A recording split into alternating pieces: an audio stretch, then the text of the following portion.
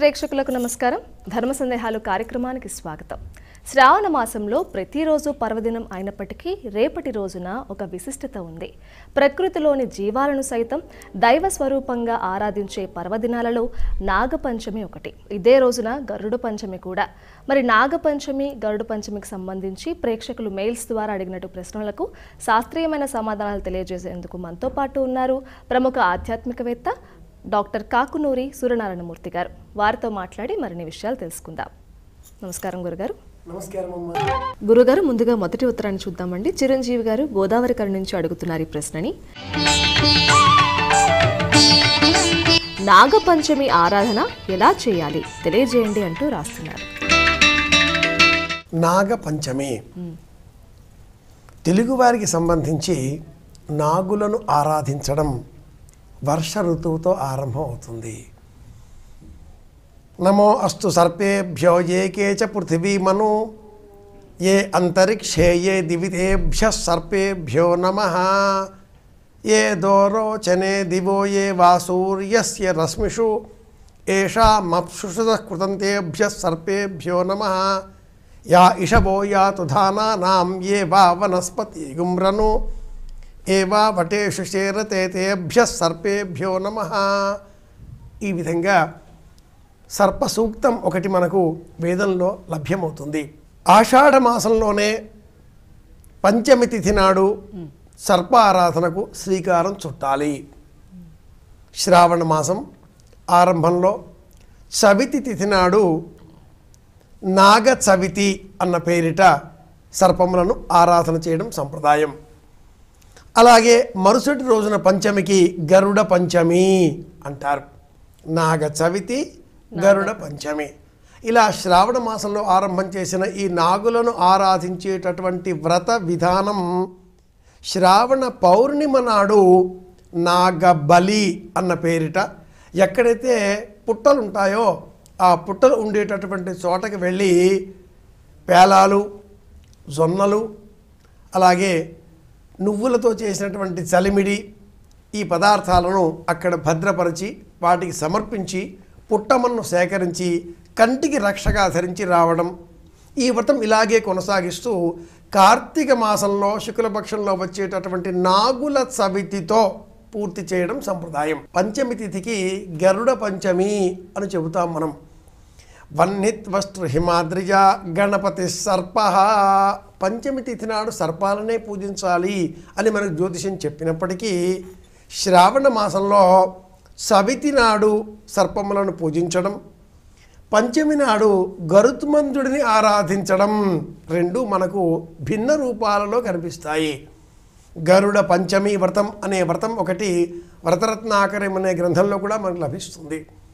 చవితి నాడు ఉపవాసం చేసి పుట్టకు వెళ్ళి పాలు పోసి తోరములను ముడివేయనటువంటి 5 వరుసల దారం, పసుపు రంగు దారాన్ని ఎంతమంది పిల్లలుంటే అంతమంది కోసం విడివిడిగా సిద్ధం చేసి కొంత పుట్టమంటిని సేకరించుకొని ఇంటికి వచ్చి ఇంటిలో మళ్ళీ ఆ పుట్టమంటిలో కాసింత ఆవు పాలు పోసి పుట్టవల సిద్ధం చేసి ఇంటిలో పూజాగృహంలో భద్రపరచి ఆ తదుపరి ఈ దారములను ఆ పుట్టపైన ఉంచి యథాశక్తి నాగ సంబంధిత, సుబ్రహ్మణ్య సంబంధిత, శివ సంబంధిత స్తోత్రాలు పారాయణ చేసి తల్లి ఉపవాస వ్రతం పాటించి మరుసటి రోజు గరుడ పంచమి రోజున ఆ రక్షలను పిల్లల చేతికి కట్టాలి. ఇది శ్రావణ మాసంలో నాగ చవితి, గరుడ పంచమికి సంబంధించినటువంటి వ్రత విధానం. ఇలా చేస్తే చిన్నారి బాలబాలికలకు ప్రయాణాలలో వచ్చే ఆపదలు ఏవి ఉండవు, ఆరోగ్యం మెరుగుపడుతుంది, మానసిక ఉద్వేగం తగ్గుతుంది, మనోబలం పెరుగుతుంది. దానికే నాగరక్ష అని పేరు. మరొక ప్రశ్నని చూద్దాం గురుగారు. జ్యోతి గారు కాకినాడ నుంచి అడుగుతున్నారు ఈ ప్రశ్నని. నాగపంచమి పూజతో కలిగే ఫలితాలేమిటి?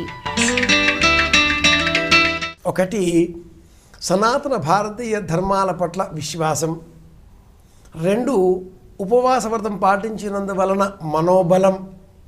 3, ఆరోగ్యం మెరుగుపడడం, మనోబలం పెరగడంతో పాటుగా కుటుంబం పట్ల అనురక్తి పెరగడం. ఈ వ్రతంలో నాకేదో కావాలి అనే ఆలోచన లేకుండా నా కుటుంబం బాగుండాలి అనేటటువంటి సంకల్పం దృఢంగా ఉంటుంది. భర్త, పిల్లలు, కుటుంబం అంతా బాగుండాలి అనేటటువంటి సంకల్పంతో మహిళలు అనేక వ్రతాలు చేస్తూ ఉంటారు. వరలక్ష్మి వ్రతం కావచ్చు, మంగళగౌరి వ్రతం కావచ్చు, కేదారీశ్వర వ్రతం కావచ్చు.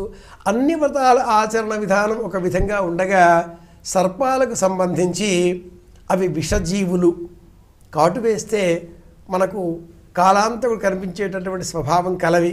అయినా కూడా వాటిని పూజించడంలో తల్లికి పిల్లలకు ఉండేటటువంటి ప్రేమ కనిపిస్తుంది.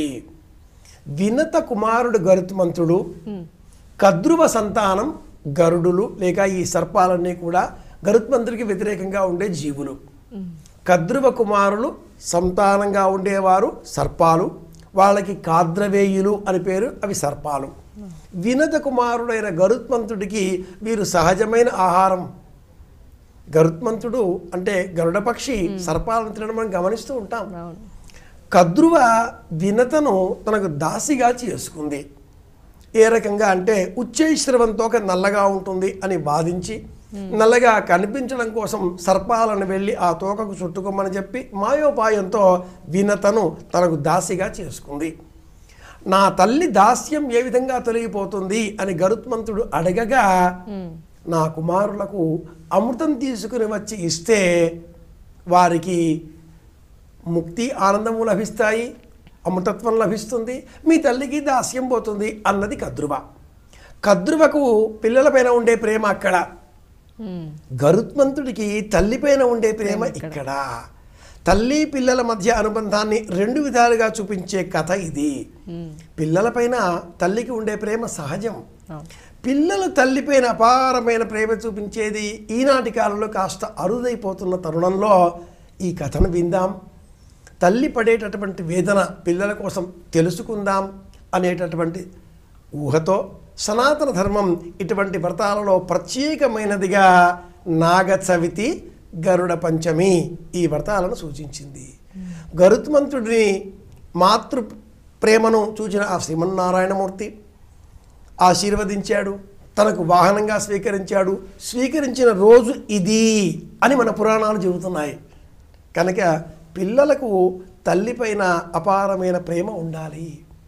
తల్లి తన జీవితమంతా కష్టపడి మనకు బ్రతుకునిస్తుంది.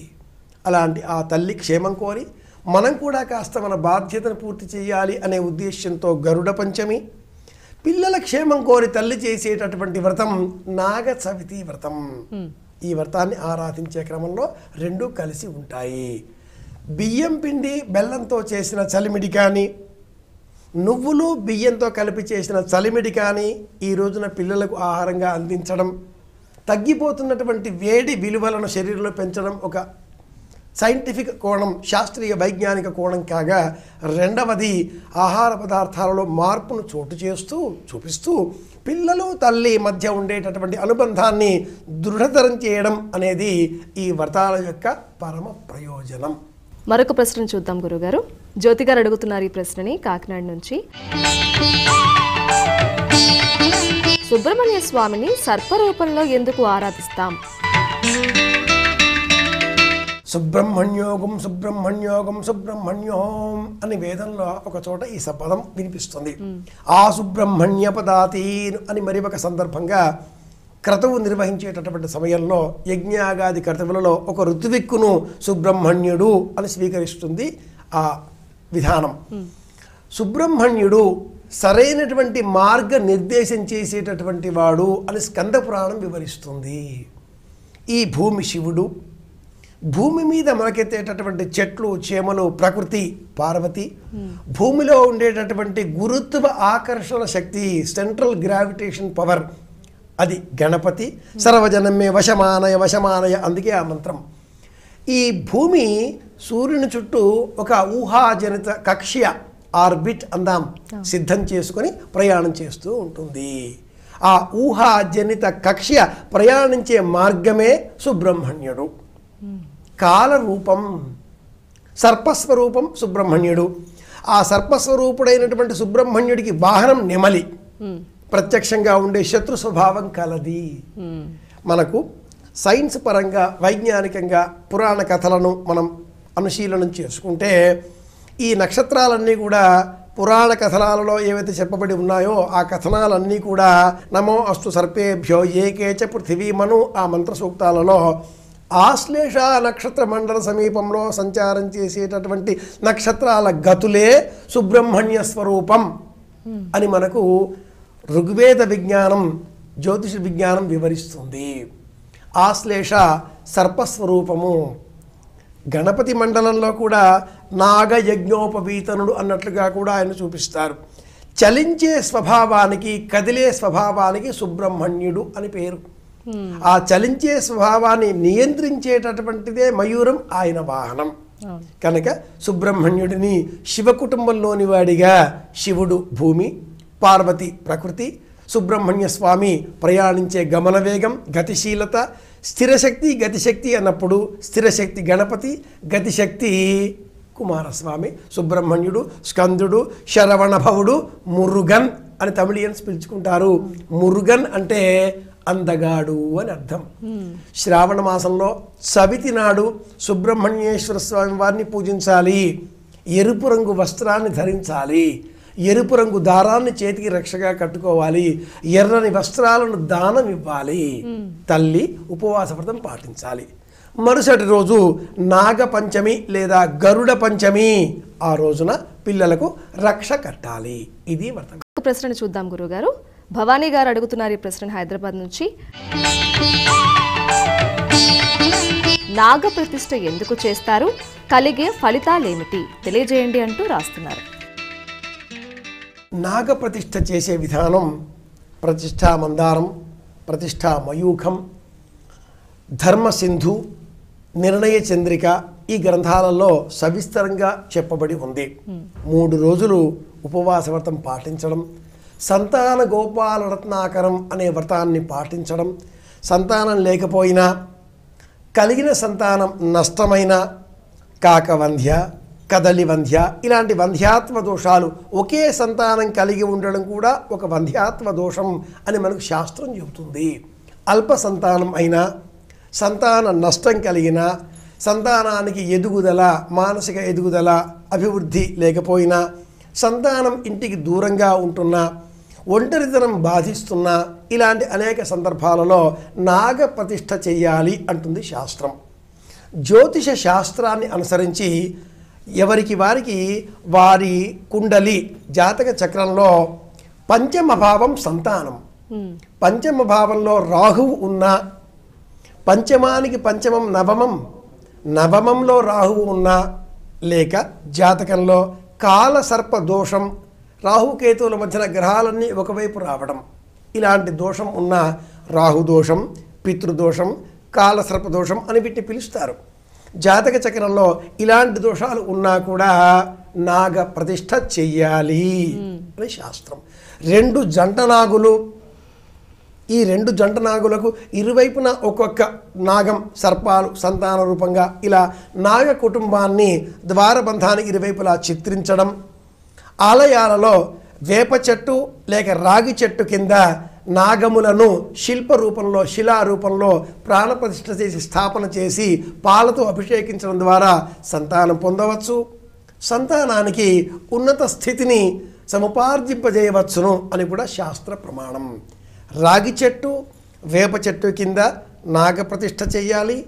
సంతానం అభివృద్ధి కోరేటటువంటి వారు, అభ్యున్నతిని కాంక్షించేటటువంటి వారు నాగ ప్రతిష్ఠ చెయ్యాలి. సంతానం నష్టం అయితే కాకవంధ్య, కదలి వంధ్య ఉంటే తప్పనిసరిగా చెయ్యాలి.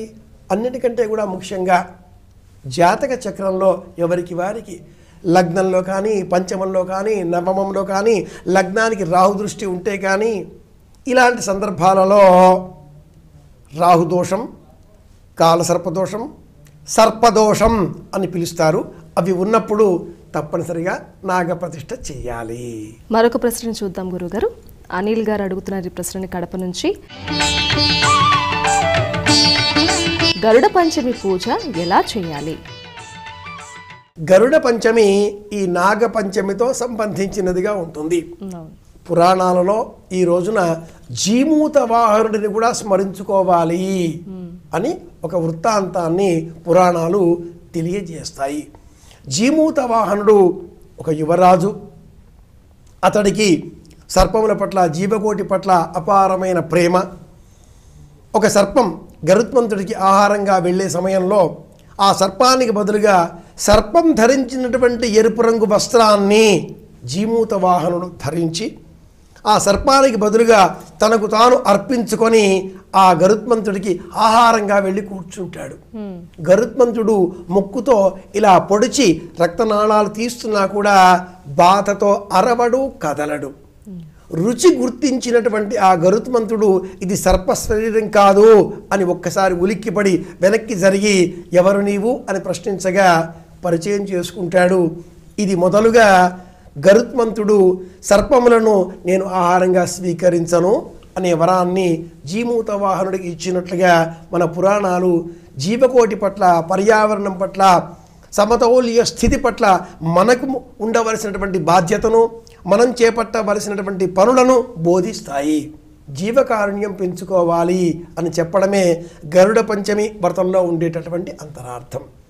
గరుడ పంచమి వ్రతం నాడు ఏం చెయ్యాలి అంటే తులసి కోట వద్ద సర్పములను, జంట సర్పములు ఇరువైపులా ఒక్కొక్కటి ఇలా 4 లిఖించి, గంధం చేత లిఖించి, చక్కగా పసుపు కుంకుమలు అలాగే వస్త్రం చేత అలంకరించి, చలిమిడిని నివేదనగా సమర్పించి, ఎరుపు రంగు వస్త్రాన్ని, ఎరుపు రంగు పళ్ళను అంటే దానిమ్మ పళ్ళు, యాపిల్ పళ్ళు ఇలాంటి పళ్ళను, తాంబూలము, తమలపాకులు, వక్కలు, యథాశక్తి దక్షిణ, వీటిని వివాహం కానటువంటి ఉపనయనం అయినటువంటి బ్రహ్మచారికి, వేదం చదువుకునేటటువంటి బ్రహ్మచారికి బహుమానంగా అందించాలి.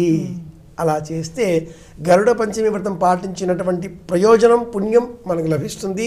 జీమూత వాహనుడి కథను స్మరించుకోవాలి అని కూడా శాస్త్ర ప్రమాణం. నాగ చవితి, గరుడ పంచమి వేరు కావు, 2 కలిపి పాటించాలి. నాగ చవితి ఉపవాసాన్ని గరుడ పంచమి నాడు విరమించాలి. సంతానానికి జీమూత వాహనుడి కథ చెప్పాలి అని కూడా సంప్రదాయజ్ఞులు ఇలా తెలియజేస్తారు. ఇది ప్రాచీన ఆచార విధానాలలో ఆచార మయూఖం, ఆచార చంద్రిక అనే గ్రంథాలను అనుసరించి పాటించవలసిన విధి విధానం. గురుగారు, మరొక ప్రశ్నని చూద్దాం. నవీన్ గారు అడుగుతున్నారు రాజమండ్రి నుంచి ఈ ప్రశ్నని. ధ్వజారోహణ సమయాల్లో ఇచ్చే గరుడ ప్రసాదం విశిష్టత ఏమిటి?